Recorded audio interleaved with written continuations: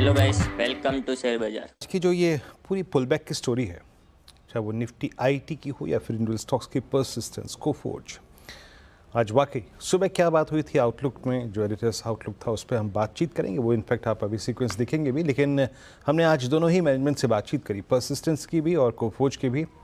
Mid cap IT space की दोनों कंपनियां, नतीजे बेहद शानदार थे, अव्वल दर्जे के थे। बीएफएसआई को लेकर, ग्रोथ आउटलुक को लेकर, यूएस मार्केट को लेकर इन दोनों कंपनियों ने क्या कहा आज सीएनबीसी आवाज़ के मंच पे, आइए सुनते हैं।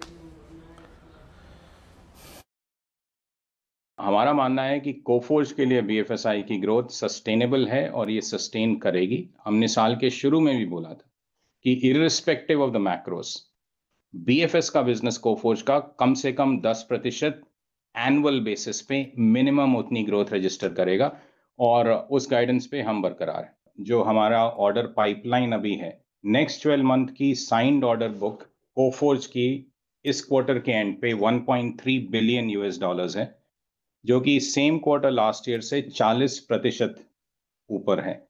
ऑर्डर इनटेक इसी क्वार्टर का, नॉर्मली हमारा ऑर्डर इनटेक करीब $300 मिलियन होता है, $516 मिलियन रहा है। ऑर्डर इनटेक को देखते हुए, next 12 month signed order book को देखते हुए, हम कॉन्फिडेंट हैं कि अगला क्वार्टर 3, जो कि नॉर्मली आईटी कंपनीज के लिए वीक क्वार्टर होता है, बी एक रोबस्ट क्वार्टर होगा ग्रोथ के पॉइंट ऑफ व्यू से।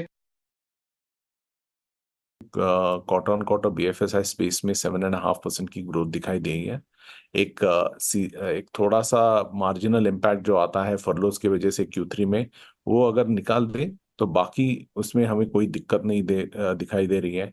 हमारे कस्टमर्स के साथ इंटरेक्शंस काफ़ी अच्छे हो रहे हैं, हमारी डील क्लोजर अच्छी हो रही है, तो हमें स्ट्रक्चरली कोई चेंज नहीं दिख रहा है और हमें कॉन्फिडेंस है कि ये अगले H2 में भी आपको ऑल सेक्टर्स में आपको ग्रोथ दिखाई देगी। हाईटेक एक हमारा एक सेक्टर है जो थोड़ा सा स्लो डाउन सिचुएशन में था पिछले 2 क्वार्टर में, मगर अभी जो हमने कुछ डील्स साइन किए हैं उसका इफेक्ट आपको अगले 2 क्वार्टर। कहाँ से आई ये नंबर्स?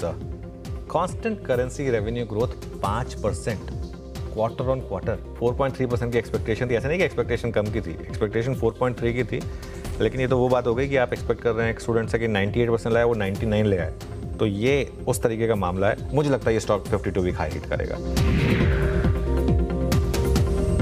दूसरा big stock Coforge, zero promoter holding होने के बावजूद, और जब पूरा माल छोड़ दिया था बेरिंग ने, नंबर्स ऑब्वियसली इंक्लूडेड हैं, लेकिन फिर भी अदरवाइज ऑल्सो नंबर्स काफ़ी अच्छे हैं। तो परसिस्टेंट और कोफोर्ज यहाँ पे तो मैं डार्क ग्रीन लेके चल रहा हूँ।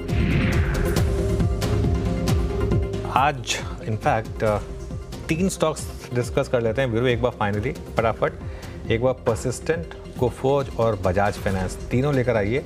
आज सुबह तीनों ही आइडेंटिफाई हुए थे कि आज के शायद स्टॉक्स ऑफ द डे में Coforge at day high at all time high और Persistent 10% at day high and all time high.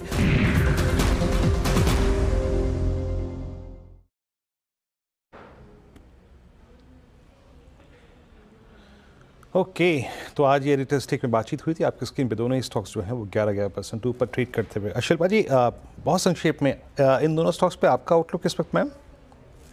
जी बिल्कुल, परसिस्टेंट तो मुझे लगता है यहाँ पे 6200 के लेवल्स के लिए डेफिनेटली तैयार है। जिस तरह से इसका आया है, the numbers and the kind of movement stock is showing, तो परसिस्टेंट में मैं ज्यादा कॉन्फिडेंट हूँ कि 5500 आप इसका स्टॉप लॉस अभी रखिए, ट्रेलिंग स्टॉप लॉस अगर आपके पास ऑलरेडी है, and look for targets of 6200।